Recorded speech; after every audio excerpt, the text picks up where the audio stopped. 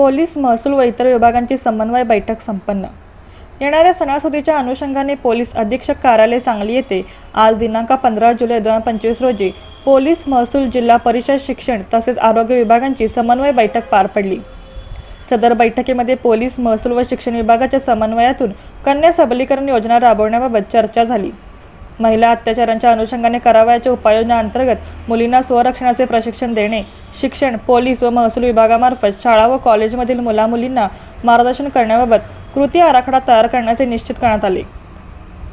जिल्ह्यातील कायदा व सुव्यवस्थेच्या अनुषंगाने येणारे सण, उत्सव, निवडणुका, शक्तीपीठ, महामार्ग आंदोलन, रेल्वे पुनर्वसन आंदोलन याबाबत चर्चा झाली।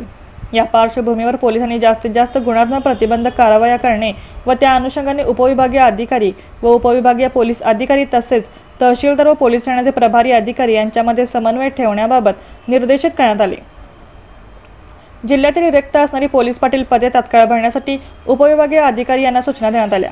गावागावातील तंटामुक्ती समित्या नव्याने निर्माण करण्याबाबत व त्या अनुषंगाने येणाऱ्या ग्रामसभेत निर्णय घेण्याबाबतचे निर्देश जिल्हाधिकारी यांनी मुख्य कार्यकारी अधिकारी जिल्हा परिषद सांगली यांना दिले।